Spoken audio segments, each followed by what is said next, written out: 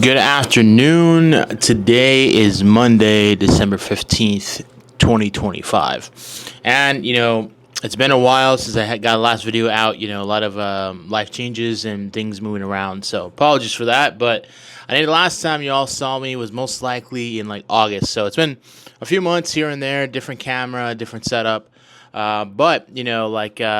As we all know, 10 days ago, there's a lot of excitement that just got released, which is the World Cup draw. So, what this represents now, the countdown is fully on now for the World Cup.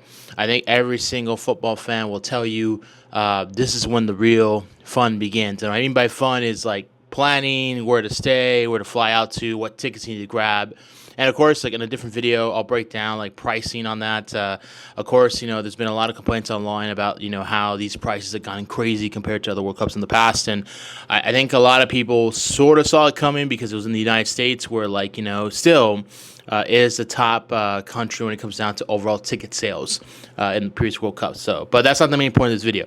The main point of this video is to go over the draw on this here. So I want to go over that, give you just kind of some first field predictions per group. And of course, as we lead towards the World Cup, I want to do a couple series here of breaking down the groups, the teams, predictability alongside, obviously as the World Cup builds, right, there's going to be changes in each team, injuries, things like that, and how that can affect the overall big picture coming up. But let's dive right into it here. So now we're in Group A, right? Group A is one of the host teams here, which is Mexico. Going on, all these games will be in Mexico. So, which I heard as of now is the toughest of the host groups to get tickets for. There's a very extensive system how to get tickets, on that. But here's their group, right? So Mexico, they're opening up their World Cup against South Africa. Then they have South Korea, and then they have one of the European qualifying groups, which most likely will probably be Denmark or Ireland out of the two. I think for Mexico, this is a good group. I think you look at who you could have potentially been drawn against. I think they got, lucky with the draw that they got. I think, I don't know, they'll top the group. It depends how South Korea shows up. South Korea is a decent side. I'll say top 20 for sure. But I think they should beat South Africa in the Azteca. I think South Korea, I think could be a tie in that group. And depending on who comes out of that playoff, I think if it's Denmark, it's not going to be the easiest game of all time. But I think Mexico can get some points out of it. Now, you go to Group B. So you got Canada, the other winner of another European qualifier, which includes countries like Italy or Wales, Qatar, and Switzerland. So I think for Canada, it could have been a better draw. It was not the worst draw, but it could have been better. Let's say, for instance, on the playoff, let's say Italy's the team that comes out of that group. That's a tough opening game in Canada. Very tough. But I wouldn't really doubt that. When you're on home turf, a lot of things can happen with that, and then Qatar, Switzerland. Qatar, they've done well in African Cup of Nations recently, but I think Switzerland's been too consistently well in these tournaments. I think, honestly, I think Switzerland will win the group long term on that. Group C, you got Brazil, Morocco, Haiti, and Scotland. This actually, I'll be honest with you, maybe not the games, but the vibes. What I mean, pregame and all that stuff. I think this might be one of the funnest groups, right? So, Brazil, Morocco, excellent opening match early in the World Cup between those two sides. Haiti just happened to be there, right? And then Scotland, same thing, happened to be there. They haven't been back and since '98, so it's been a long time for that. And ironically, they get Brazil in the same group. If you remember, Brazil, Scotland opened up the '98 World Cup, back in France. So kind of interesting dynamic there. And I think based on the vibes, that Brazil-Scotland game in Atlanta, the vibes I think could be awesome for sure. Group D, right? The U.S. group, which I'll break down in a video of what group predictability will look like for the states. But I think you got a good draw. I think you got to draw. Here's my take, right? You got to draw that you have good competitive matches, right? Not against teams that you cannot beat, but winnable games. But also good enough teams where, as you start winning those, you're building up confidence, you're building up grit with that, and that can help them later in the tournament, right? So you get Paraguay to open up the tournament. Then they get Australia in Seattle, and then most likely like the playoff winner of another European playoff, which most likely will be like Turkey or Romania with that. So I think the U.S. This is a good group to get. I think there could have been a lot of worser opponents. They could have drawn for pot 2, pot 3, but I think the U.S. Did well in that aspect here, and I think the U.S. can win the group. I think especially if they beat Paraguay first game, I think their chances are really, really good at winning the group. And I think, personally, I think that's the best thing that can happen to the U.S. is you get the toughest team your first game out, you get that out of the way, especially the way qualification goes towards the later rounds. But so far, so good. All right, Group E.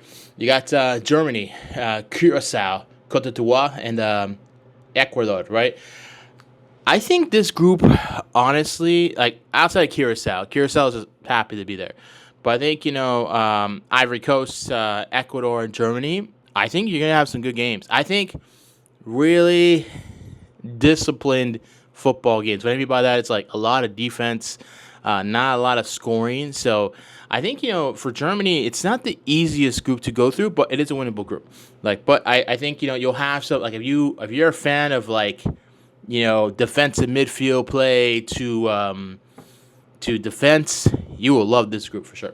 I'm that. So Group F, right? You got Netherlands, Japan, another European qualifier, which is like Ukraine, Sweden, Poland, and Tunisia. I think this group will be interesting. I do think that like Japan and Netherlands are the two teams that can go through, but I think Japan could surprise some people. I think Japan could win this group. I think their midfield play has been outstanding. They know how to press the ball, especially in the midfield, going upward on that. And I think Netherlands, I think good team, but I feel like Japan might surprise them. But we'll see. We'll see on that for sure. Group G, we got Belgium, Egypt, Iran, and New Zealand. For Belgium, this is the best group you could have gotten, to be honest with you. You got an Egyptian team with a aging Mo Salah. Iran, right now, like playing okay, but right now a lot of political things going on. Who knows how they're going to show up to this World Cup? New Zealand, easiest team for pot 4.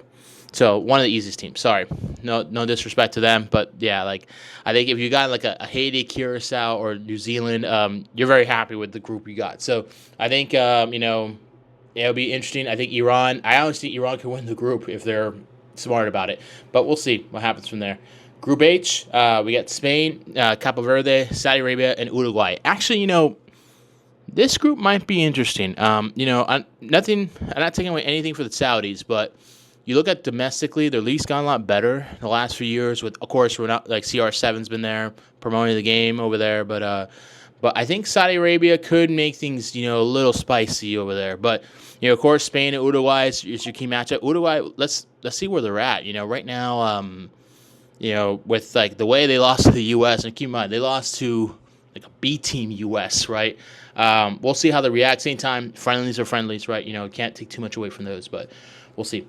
Now, Group I, right? Which I think personally, there's no group of death, and I'll go towards the end of the video, but I think this is the most intriguing group in my opinion, which is France, Senegal, one of the intercontinental playoffs, was most likely going to be either Bolivia or Iraq, and Norway, right? This is why I think it's interesting, right? You have some familiar faces, Senegal, France. I was up at 1, 2 a.m. in the morning when Senegal shocked the world in 2002 and knocked the champions France off their back foot, which caused France to go out in the first round of that tournament in South Korea and Japan. Then, Norway right now, I think it's not to say it's a dark horse tournament. I'll tell you my dark horse personally, but I think they can make things intriguing. They have a good, center midfielder and, excellent striker, probably one of the best strikers in the world, in Haaland that's playing for Man City. I think, this group's the most intriguing, in my opinion. Now, Group J. Argentina, Algeria, Austria, and Jordan. This Argentina, you love this draw. This draw, I think you can work with this draw. I think this is a draw that you can get some wins while building up in the tournament, right, on that and building confidence. Argentina with Messi. Messi still looks good, even though he just won the MLS Cup. He still he can do some things on the international level. But interesting group for sure. Group K, Portugal, another intercontinental playoff. I hope it's Jamaica, Uzbekistan, and Colombia. Portugal, Colombia, that's going to be a great matchup in Miami, which reportedly is the top, I'll say the top entry for draws for tickets in Miami, which I understand the why, right? Colombia, in my opinion, dark horse of this tournament right now. If you look at the way they play Copa America, their midfield is playing at a high level, intensity level. And then, look, if I'll be honest with you, if you haven't seen it yet, Colombia fans are just like Mexico fans in the U.S. They're everywhere. So anywhere Colombia plays, they're gonna bring a party and a pack with that. So I honestly think, personally, man, Colombia is gonna win this group. I think Colombia can beat Portugal in Miami. I think Colombia can get all 9 points, and I am willing to take that to the bank if it comes down to it. Now, Group L, last group, can't forget about England, right? Croatia, Ghana, Panama. I'm not going to say it's a difficult group to navigate, but it's an interesting group to navigate. Why? Croatia, you still have the old guard, right? That's still there, that plays well in the midfield. Ghana, has been in most World Cups recently, so the experience is there. And then Panama, man, if you don't know anything about CONCACAF, Panama is you can say a sleeper surpriser team, which means when they want to play well and they do play well, they can beat anybody in CONCACAF. It happened to the U.S. a couple times. They're very competitive with Mexico and some Copa Oro finals with that as well. But I think, it's weird. I think Panama could get a win here and there, right? The way like qualification goes to the round 32, I think if you get 4 points, most likely that gets you into the next round, right? So depending on how that all looks like. But this World Cup, like I said, it's interesting because it expanded to 48 teams at 32. So, with that, now goal difference is going to really matter all these games, which makes it fun, but at the same time can make it really bad for other teams because you might see, I'll be honest with you, you're going to see a 10-1 in one of these games, just to be honest. But at the same time, it goes into a lot of strategy of how you navigate each game in the round. On that, of course, you want to win, but let's say towards the final day of match play, now you're going to really see some tinkering of who's going to go after which wins in there, things like that. I think other parts too is you think about rest between games, right? There's more groups that are playing. That means bigger rest in between games. So you look at the U.S., for example, they almost have 6 days off in between games. Compared to the past, they only had 4, right? So where that's going to play a huge part if you have an injury in the first game. Let's knock on wood. Let's say somebody from Mexico, U.S. pulls their hamstring game 1. There's a good chance that, instead of not being available at all the rest of the tournament, they might be available by the third game or the first game in the second round, right? So those things would be kind of interesting to play off of on that. But, as we end this video here in a bit, I think right now this, based on the hype, the ticket sales, the prices, the logistics, everything that's going into it, I honestly think this could be the biggest World Cup ever. World Cup 94 brought in the most revenue ever for FIFA on that, and stadium attendance.